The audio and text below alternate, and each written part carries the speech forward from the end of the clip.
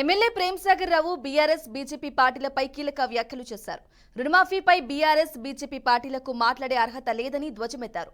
దేశం మొత్తంలో 21,000 కోట్ల రూపాయల రుణమాఫీ చేసిన రాష్ట్రం తెలంగాణ రాష్ట్రమని అన్నారు. గడిచిన 10 సంవత్సరాలలో బీఆర్ఎస్ ప్రజలకు ఏం చేయలేదని ఆరోపించారు. ప్రజారాజ్యం అంటే ఇందిరమ్మ రాజ్యమని కితాబిచ్చారు.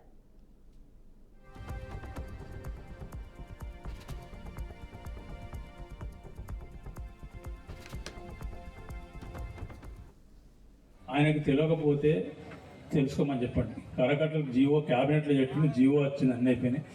ఒక జీవో వచ్చిన తర్వాత దానికి కొంత సమయం పడుతుంది. ఫీల్డ్ విజిట్ చేయాలి, టెక్నికల్ ఎస్టిమేట్ చేయాలి, టెక్నికల్ కొలుసుకోవాలి, లెక్కలను చేసి టెక్నికల్ ఎస్టిమేట్ పాస్ అయిన తర్వాత టెండర్ ఇవ్వాలి, టెండర్ చూసి ఈ ప్రక్రియ అంతా 2 నుంచి 3 నెలలు పడుతుంది.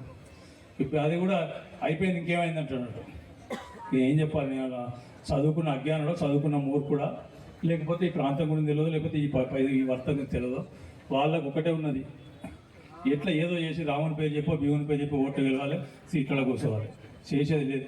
వాళ్ళు రైతుల గురించి మాట్లాడే హక్కు లేదు, దేని గురించి మాట్లాడే హక్కు లేదు. వాళ్ళకి సాధనైంది ఒక్కటే. ఇప్పటివరకు కాంగ్రెస్ ప్రభుత్వం 60-70 సంవత్సరాలు ఏదైతే కంపెనీలు పెట్టి జమ చేసినా అవన్నీ అమ్ముకున్న తప్ప ఇంకేం చట్టగాలకు. హిందువులు కానివ్వండి, క్రిస్టియన్లు కానివ్వండి, ముస్లిమ్స్ కానివ్వండి, దళితులు కానివ్వండి, గిరిజనులు కానివ్వండి, అన్ని వర్గాల ప్రజలను కడుపులో పెట్టుకొని చూస్తున్న పార్టీ కాంగ్రెస్ పార్టీ. మాకు కులాల మతాలు కాదు కావాల్సింది, మాకు కావాల్సింది మానవత్వం.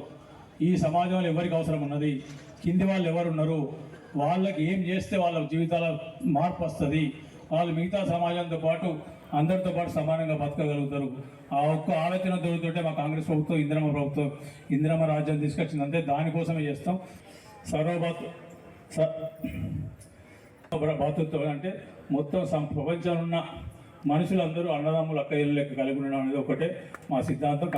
కరకట్టలట